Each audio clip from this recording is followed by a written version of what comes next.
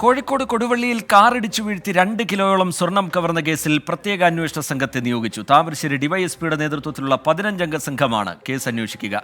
കത്തികാട്ടി ഭീഷണിപ്പെടുത്തിയാണ് സ്വർണം കവർന്നതെന്ന് അക്രമത്തിനിരയായ സ്വർണ്ണ വ്യാപാരി ബൈജു പറയുന്നു. ഇന്നലെ രാത്രി 10 മണിയോടെയാണ് കൊടുവള്ളിയിലെ കടയടച്ച് വീട്ടിലേക്ക് മടങ്ങുകയായിരുന്ന ബൈജു അക്രമത്തിന് ഇരയായത്. സ്കൂട്ടറിൽ സഞ്ചരിക്കവേ കാറിലെത്തിയ 4-അംഗ സംഘം ഇടിച്ചു വീഴ്ത്തി സ്വർണം കവരുകയായിരുന്നു.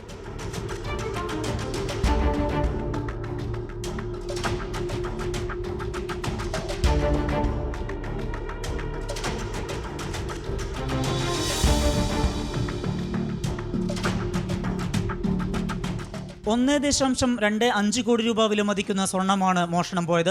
ബൈജു ക്രൂരമർദ്ദനത്തിനും ഇരയായി. ഇന്നലെ ഒരു വെള്ള വണ്ടി വന്ന് തട്ടിച്ചാണ് കയ്യിലുള്ള ബാഗ് എടുത്ത് കൊണ്ടുപോയി ആ മുറി വെച്ച് പേരിൻ്റെ വെച്ചാൽ ഒരു 3-4 ആൾക്കാരുണ്ടാവും അകത്തിയാണ് ചെയ്യും.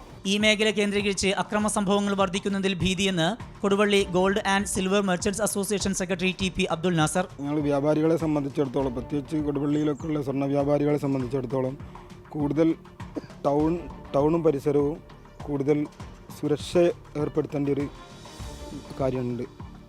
കാരണം സ്വർണം കയ്യിലുണ്ടാവണമെന്നില്ല, ഇത് വരുന്ന ആളുകൾ ഉണ്ട് എന്നുള്ള നിലക്ക് ഒരു ചെറിയ എന്തെങ്കിലും ഒരു കവറോ ഒരു പാക്കറ്റോ കയ്യിൽ കണ്ടാൽ തലക്കടിക്കുന്ന ഒരു സാഹചര്യമാണ് ഇപ്പോൾ നിലവിലുള്ളത്. സംഭവത്തിൽ കോഴിക്കോട് റൂറൽ SP പ്രത്യേക അന്വേഷണ സംഘത്തെ നിയോഗിച്ചു. താമരശ്ശേരി ഡിവൈഎസ്പി AP ചന്ദ്രന്റെ നേതൃത്വത്തിലുള്ള 15-അംഗ സംഘത്തിനാണ് രൂപം നൽകിയത്. കൊടുവള്ളി ഇൻസ്പെക്ടർ KP അഭിലാഷിനൊപ്പം സൈബർ സെല്ലിലെ ഉദ്യോഗസ്ഥരും പ്രത്യേക സംഘത്തിലുണ്ട്. സംഭവവുമായി ബന്ധപ്പെട്ട് CCTV കേന്ദ്രീകരിച്ചാണ് പോലീസിന്റെ പ്രാഥമിക അന്വേഷണം.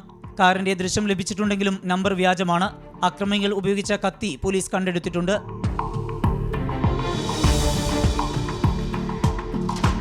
സ്വർണവുമായി ബൈജു വീട്ടിലേക്ക് മടങ്ങുന്നത് വ്യക്തമായി അറിയാവുന്നവർ തന്നെയാണ് കവർച്ചയ്ക്ക് പിന്നിലെന്നാണ് പോലീസ് സംശയിക്കുന്നത്. സംഭവത്തിൽ അന്വേഷണം ഊർജിതമാക്കിയിട്ടുണ്ട്. കോഴിക്കോട് നിന്ന് സമീർ സി മുഹമ്മദ്, 24.